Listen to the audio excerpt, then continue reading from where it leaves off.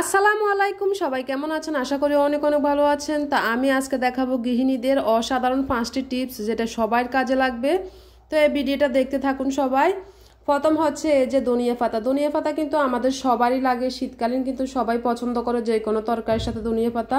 তো এটা কিভাবে সংরক্ষণ করবেন? অনেকের কিন্তু ধনিয়া পাতা রাখলে পচে যায় খুব সহজে, বেশি দিন থাকে না। তো বেশি দিন সংরক্ষণ থাকার মতো সংরক্ষণ কিভাবে করবেন সেটাই দেখাবো এখন। তো এরকম একটা বক্স, এরকম কিন্তু বক্স সবারই ঘরে ঘরে থাকে এই ধরনের বক্সগুলা। তো এরকম একটা বক্স নিয়ে নেবেন। আর সাধারণত এই যে কিচেন টিস্যুগুলা কিন্তু সবারই থাকে, কিংবা যদি না থাকে কিনে নিতে পারেন। টিস্যুগুলা কিন্তু একেবারে উপকারীও, এগুলো আপনাদের সবারই কাজে লাগবে। এই টিস্যুগুলা দিয়ে আমি এমন কাজ করে দেখাবো আপনাদেরকে, তাহলে কিন্তু ধনিয়া পাতাগুলো অনেক অনেক ভালো থাকবে অনেক দিন ধরে। তো আমি এখানে 2টা টিস্যু নিয়ে নিয়েছি। টিস্যু নিয়ে হচ্ছে এখন এই যে বক্সের উপর আমি দিয়ে দিব। এই টিস্যুটাই সবচেয়ে বেশি কাজে লাগবে, কারণ কি টিস্যুতে যে ধনিয়া পাতার ভিতর কিন্তু পানি থাকে, কিংবা সহজে পৌঁছে যায় এই পানিগুলোর কারণে। টিস্যুর মধ্যে এই যে বক্সের মধ্যে আমি টিস্যুটা দিয়ে দিয়েছি সুন্দর করে বাঁশ করে, তাহলে কিন্তু ধনিয়া পাতাটা যখন রাখবো তখন কিন্তু এই যে ধনিয়া পাতার ভিতর যত পরিমাণ পানি আছে টিস্যুটা টেনে নিবে। এতে করে ধনিয়া পাতা আর ফুঁজবে না, খুবই ভালো থাকবে। তা আমি কিন্তু সব সময় এরকমভাবে রাখি। আমি যে সারা বছরে কিন্তু ধনিয়া পাতা পাওয়া যায় শহরে, তা আমি সব সময় সারা বছরও কিন্তু আমি অনেক অনেক আমার পছন্দ ধনিয়া পাতা। আর হচ্ছে কি এই যে ধনিয়া পাতার গোড়াগুলো হচ্ছে আমরা ফেলে দিব, হাত দিয়ে মুছড়ে ফেলে দিলে কিন্তু খুবই ভালো থাকে। গোড়াগুলো থাকলে কিন্তু এগুলো খুব সহজে পৌঁছে যায় এই কারণে। তো ধনিয়া পাতার গোড়াগুলো ফেলে কিন্তু আমরা বক্সের মধ্যে যে টিস্যুটা ওটার উপর রেখে দিব সুন্দর করে আস্তে আস্তে করে, তখন কিন্তু ধনিয়া পাতাটা সব সময় ভালো থাকবে, অনেক দিন ধরে থাকবে ভালো ধনিয়া পাতা, আর ফুঁজবে না। আপনারা অল্প অল্প করে খেতে পারবেন যে কোনো তরকারির সাথে। তো আমি কিন্তু সবসময় এরকম করে রাখার চেষ্টা করি, রাখি এরকম। আর আমি সারা বছরে চেষ্টা করি ধনিয়া পাতা খাওয়ার জন্য, কারণ আমার অনেক পছন্দ ধনিয়া পাতা। এই যে আমি বক্সের মধ্যে সুন্দরভাবে এখন হচ্ছে রেখে দিয়েছি। যে বীজালো ভাবটা থাকে ধনিয়ার পাতার মধ্যে এটা কিন্তু টিস্যু টেনে নিবে, এতে করে কিন্তু আর ধনিয়া পাতাটা পুঁজবে না, অনেক ভালো থাকবে অনেক দিন ধরে। এটা একটা সংরক্ষণ, আসলে উপকারী অনেক। তা আপনারাও ট্রাই করে দেখবেন। তো এখন হচ্ছে আমি ধনিয়া পাতার এই যে বক্সটা লাগিয়ে দিয়েছি, নর্মাল ফ্রিজে রেখে দিব, বাস অনেক দিন ধরে খেতে পারবো এই ধনিয়া পাতা। তো সব সময় এরকম করে রাখার চেষ্টা করি, রাখি আমি। আপনারাও চেষ্টা করবেন, দেখবেন সত্যি অসাধারণ এই কাজটা, খুবই ভালো থাকবে ধনিয়া পাতাটা। তারপর হচ্ছে আপনাদেরকে দেখাবো আরেকটা টিপস। এটা হচ্ছে কাঁচামরিচ আমরা কম বেশি সবাই খাই, এটা প্রত্যেকদিন আমাদের লাগে রান্নার কাজে। তো এই কাঁচামরিচটা আমরা কি করব, আসলে কাঁচামরিচও কিন্তু বেশি দিন থাকে না অনেকের। তো কাঁচামরিচ যখন একসাথে বেশি করে নিয়ে আসি তখন কিন্তু এমনভাবে রাখবো খুব ভালো থাকবে, প্রায় 1 মাস ধরে একবারে একটা কাঁচামরিচে পুঁজবে না। তো কাঁচামরিচ অনেকে কিন্তু ফলের ব্যাগের মধ্যে কিন্তু ফ্রিজে রেখে দেয় যে এভাবে, কাঁচামরিচের বঁটু কিন্তু ফালায় না। আর হচ্ছে মেইন হচ্ছে কাঁচামরিচ বঁটুগুলা যদি ফেলে দিই তখন কিন্তু এই কাঁচামরিচটা একেবারে বেশ ভালো থাকে আর পচে না।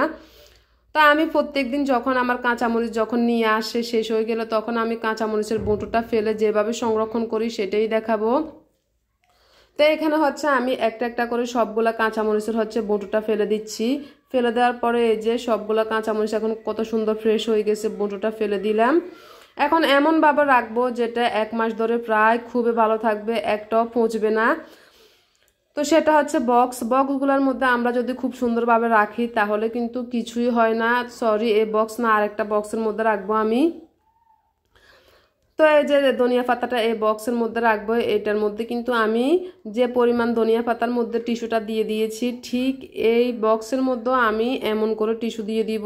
আসলে সব কিছুর মধ্যে যদি আমরা নিচে টিস্যুটা দিয়ে থাকি, ধনিয়া পাতা কাঁচামরিচ এগুলোর মধ্যে কিন্তু যে একটা ভিজালো ভাব থাকে, তখন কিন্তু এই যে টিস্যুটা কিন্তু সুন্দরভাবে টেনে নেয় আর পৌঁছে না, অনেক দিন ধরে ভালো থাকে। এটা কিন্তু একেবারেই সত্যি। আর কিচেন টিস্যু তো আমরা সব সময় সবাই ব্যবহার করে থাকি। এই টিস্যুগুলো আমরা সবসময় কিচেনে যদি রাখি আমাদের অনেক অনেক কাজে উপকারে লাগে। আমার কিন্তু সব সময় থাকে, কারণ যেহেতু আমি সব সময় ব্যবহার করে থাকি এগুলা।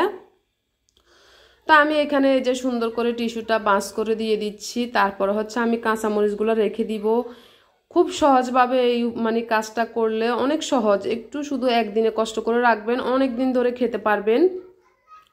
তাই এখন হচ্ছে আমি টিস্যুটা দেওয়ার পর হচ্ছে কাঁচামরিচগুলো সুন্দরভাবে দিয়ে দিচ্ছি। তো এরকম করে যদি রাখেন একটা কাঁচামরিচও পুঁজবে না, একদম আমি গ্যারান্টি দিয়ে বলছি 1 মাসও প্রায় থাকবে। এই কাঁচামরিচটা একটাও নষ্ট হবে না, সুন্দরভাবে থাকবে। এরকম করে রাখলে অনেক সময় ফলের মধ্যে রাখি তাড়াতাড়ি নষ্ট হয়ে যায়। এইভাবে করে আমি এই যে বক্সের মধ্যে বস সুন্দর করে লাগিয়ে এখন হচ্ছে রেখে দিব। একটা কাঁচামরিচও নষ্ট হবে না, খুব খুব ভালো থাকবে কাঁচামরিচগুলো। তো আপনার আসলে কাঁচামরিচ কিন্তু সবারই ব্যবহৃত, সব সময় প্রত্যেক দিন লাগে, যে কোনো তরকারি সব কিছুর মধ্যে আমরা দিয়ে থাকি। তো আমরা এরকম করে যদি ব্যবহারটা করে থাকি তাহলে কিন্তু আমাদের অনেক অনেক দিন ধরে অনেক টাকাও বেঁচে যায়। আর আমাদের প্রত্যেক দিন পচা কাঁচামরিচ আমাদের ফেলে দেওয়া লাগে না, আমরা প্রত্যেকগুলো খেতে পারি। যাই হোক, তারপর হচ্ছে সবজির টিপস। সবজিগুলো কিন্তু আমরা যেভাবে রাখি আমাদের ফ্রিজেও রাখলে কিন্তু নষ্ট হয়ে যায়। তো এখানে অনেকগুলো সবজি আমি আপনাদেরকে দেখাবো কিভাবে সবজিগুলো সংরক্ষণ করবেন। অনেক সবজি কিন্তু সবাই একসাথে দিয়ে দেয়, তো আমরা হচ্ছে কি করব, সবজিগুলোকে আলাদা আলাদা ফলের মধ্যে এমনভাবে রাখবো যাতে কোনো বাতাস না ঢুকে। এটা সুন্দরভাবে আমরা গিট দিয়ে দিব। এই যে ফলের মুখটা এমনভাবে মারবো যাতে কোনো প্রকারে এটার মধ্যে বাতাস না লাগে। অনেকে কিন্তু আবার কি করে, বক্সের মধ্যে ধরো যে বক্সগুলোর মধ্যে কাঁচা বাজারটা রাখে, ওটাও কিন্তু ভালো থাকে। আর সবাই তো এত বড় বড় বক্স অনেক সময় থাকে না, আমি সেক্ষেত্রে কিন্তু খুব সহজভাবে দেখিয়ে দিচ্ছি। আলাদা আলাদা এই যে সবগুলা কিন্তু আপনারা এখন এই যে টমেটো আমি আলাদা, তারপরে মূলা আলাদা, গাজর আলাদা, বেগুন আলাদা, সব কিছু আলাদা ফলের মধ্যে রাখবো। অনেকে কিন্তু কি করে, ফলের মধ্যে মুখ মারে না, ফলই যে ভালোভাবে আটকায় না, শুধু এমনিতে ফ্রিজের মধ্যে রেখে দেয়। এতে করে যে ফ্রিজের একটা বাতাস, ওই বাতাসের কারণে কিন্তু ফুঁচে যায়, নষ্ট হয়ে যায়, বাতাস ধরে যায়, তখন কিন্তু সবজিগুলো ভালো থাকে না। তো এমন করে রাখলে কিন্তু আমি ভালোভাবে সুন্দরভাবে এই যে মুখটা এমনভাবে গিট দিয়ে দিচ্ছি যাতে এটার মধ্যে কোনো প্রকার বাতাস না ঢুকে। তা আমি সবগুলা কিন্তু এই সবসময় এই ফলের মধ্যে এভাবে রাখি। আমার সবজি কখনোই নষ্ট হয় না খাওয়া পর্যন্ত। যে সবজি তো একসাথে নিয়ে আসে, তো আমি একটা একটা করে খেয়ে নিই, কখনো সবজি নষ্ট হয় না যেভাবে রাখি। আমার এখানে এই যে কিছু মূলা আরও রয়ে গেছে, তারপর আমি ওগুলো হচ্ছে আবার ঢুকিয়ে নিচ্ছি। তা আমি কিন্তু সব সময় ফলের মধ্যে এভাবে রাখি। আসলে এত বড় বড় বক্স যে রাখবো, বক্সের মধ্যে কীরকম থাকে ওটা আমি জানি না, কারণ আমি কখনো বক্সের মধ্যে রাখি না। অনেকে বক্সের মধ্যে রাখে সবজিগুলো তাদের, আর অনেকে হচ্ছে হয়তো বা খোলামেলা রেখে দেয়। যে কোনো সবজি আনলে ফ্রিজের মধ্যে দেখবেন একদিন আপনি একটা খোলা রাখবেন আর একটা হচ্ছে ফলের মধ্যে ভালোভাবে মুখটা রেখে আটকিয়ে রাখবেন, তখন দেখবেন কোন সবজিটা ভালো থাকে। ট্রাই করলে বোঝা যাবে। ফলের মধ্যে যে কোনো সবজি যদি ভালোভাবে মুখটা বন্ধ করে রাখি তখন সব ধরনের সবজি কিন্তু আমাদের অনেক দিন ধরে ভালো থাকে, কোনো প্রকারে নষ্ট হয় না। তো এই যে আমি সবগুলোই সবজি কিন্তু এরকম করে রাখি ফলের মধ্যে একেবারে মুখটা বন্ধ করে। প্রত্যেকটা সবজি কিন্তু আমি এরকম করে রাখার চেষ্টা করি, আর আমি সবসময় এরকম করে রাখি। এখন যেহেতু শীতকালে কিন্তু আমাদের অনেক প্রকারের সবজি একসাথে নিয়ে আসে, সস্তায় পাওয়া যায়, এজন্য অনেক প্রকারের সবজিও বের হয়, এজন্য কিন্তু একসাথে সবাই নিয়ে আসে। তো আমারও কিন্তু একসাথে অনেক সবজি বাজার করে নিয়ে আসে, তো আমি সবসময় এরকম করে রাখি। এতে করে কোনো প্রকারে কিন্তু সবজি নষ্ট হয় না, খুব ভালো থাকে। আমি একদিন একটা সবজি করে রান্না করি, খুব সুন্দরে ভালো থাকে, কোনো সবজি নষ্ট হয় না আমার। এই যে বেগুনটা আমি আলাদা ফলের মধ্যে রেখে দিয়েছি। তা আমি যেভাবে রাখলাম আপনারাও ঠিক এরকম করে ট্রাই করবেন, সুন্দরভাবে রাখার চেষ্টা করবেন। কাঁচামরিচটা আমি ওই যে দেখালাম না সেরকম করে রাখি, ওটা পরে দেখিয়ে দিয়েছি আপনাদেরকে। তো এরকম করে সবজিটা রাখবেন। তারপরে আরেকটা টিপস হচ্ছে আপনাদের এই যে মাছ, চিংড়ি মাছ কিন্তু আমাদের কম বেশি সবাই খায়, এটা নিয়ে আসে, আর আমার কিন্তু খুবই পছন্দ, এই জন্য আমি চিংড়ি মাছের টিপসটা আপনাদেরকে দেখাচ্ছি কিভাবে চিংড়ি মাছটা রাখবেন। অনেকে কি করে চিংড়ি মাছটা এই যে মানে খোসাটা ফেলে তারপর হচ্ছে পরিষ্কার করে রাখে, এতে করে চিংড়ি মাছগুলো কিন্তু ভালো থাকে না, শুটকি ভাব হয়ে যায়, যেটা সত্যি কথা শুটকির মতো হয়ে যায় যদি খোসাগুলো ফেলে পরিষ্কার করে রাখা হয়। তা আমি সবসময় কিন্তু খোসা সহ এই যে পরিমাণ লাগবে, আমার চিংড়ি মাছ কিন্তু অল্প হলেও চলে, তরকারির সাথে খুবই ভালো, অনেক মজা হয় অল্প করে দিল। তা আমি যে পরিমাণ চিংড়ি মাছ আমার যে প্রত্যেক দিন লাগবে ওরকম করে কিন্তু আমি প্রতিটা ফলের মধ্যে খোসা সহ কিন্তু আমি রেখে দিচ্ছি। এতে করে চিংড়ি মাছগুলো ভালো থাকে, আর আমরা যখন লাগবে তখন চিংড়ি মাছগুলো বের করে পানিতে ভিজিয়ে সুন্দর করে ধুয়ে পরিষ্কার করে তারপর হচ্ছে খোসাটা পেলে রান্না করব। দেখবেন অনেক যেরকম আনলাম ঠিক ওরকমই বোঝা যাবে, কোনো প্রকারের যে শুটকি ভাব দেখা যাবে না। খোসা পেলে যদি পরিষ্কার করে রাখি তখন কিন্তু শুটকির মতো হয়ে যায়, সত্যি কথা বলতে। এটা ট্রাই করে আপনারাও দেখবেন। তা আমি যেরকম করে রাখলাম, আমি কিন্তু সবসময় এরকম করে রাখি, তখন কিন্তু আমার চিংড়ি মাছ বের করে যদি আমি যেদিন রান্না করি খুবই তাজা লাগে, একেবারে যেন মাত্র নিয়ে এসেছে এরকম মনে হয়।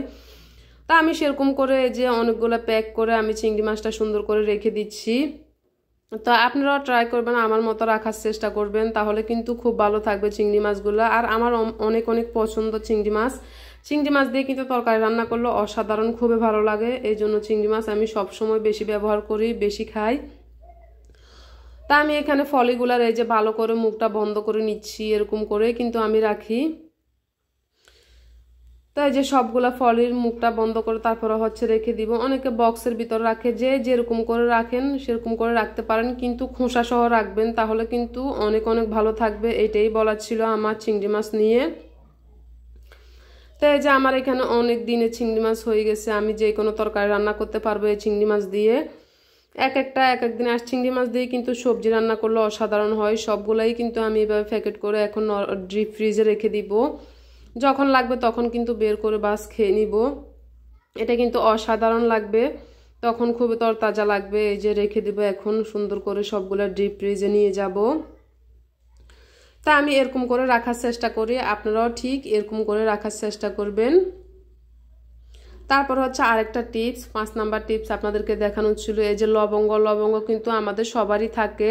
যখন আমরা রং চা কিংবা লাল চা বানিয়ে থাকি তখন কিন্তু লবঙ্গ আমাদের সবারই ব্যবহার করে থাকি। আর এই লবঙ্গের অসাধারণ একটা কাজ আছে, সেটা হচ্ছে আসলে কাজটা হচ্ছে যে আমরা চিনি সাধারণত আমরা সব কিছুতে চিনি ব্যবহার করি। তো চিনির মধ্যে যখন আমরা আসলে পিঁপড়ে ঢুকে, সত্যি কথা বলতে চিনি যখন রাখি চিনির মধ্যে কিন্তু পিঁপড়ে ঢুকে যায়। আর পিঁপড়ে ঢুকলে কিন্তু চিনিটা যে কোনো কিছুতে ব্যবহার করতে অনেক সমস্যা হয়। এজন্য তারপরে হচ্ছে পাশে যে একটা পানি জাতীয় ভাব হয়ে যায় চিনির ভিতরে কিংবা পিঁপড়ে ঢুকে, এ থেকে বাঁচার জন্য কিন্তু লবঙ্গটা দিয়ে দিবেন চিনির মধ্যে, তাহলে কিন্তু কোনো প্রকারে কোনো পিঁপড়ে ঢুকবে না। এটা কিন্তু অসাধারণ কাজ, আপনারাও দিয়ে দেখবেন, কোনো প্রকারে কোনো পিঁপড়ে আসবে না লবঙ্গটা দিলে। তো চিনির মধ্যে এরকম করে আপনারা লবঙ্গ দিয়ে দিবেন, তাহলে পিঁপড়ে থেকে বাঁচবেন, খুবই ভালো থাকবে চিনিগুলা। এরকম করে আমি কিন্তু সবসময় রাখার চেষ্টা করি কিংবা রাখি, আপনারাও রাখবেন এরকম করে। তো আজকে ছিল এগুলা বলা। সবাই ভালো থাকবেন, সুস্থ থাকবেন, আল্লাহ হাফেজ।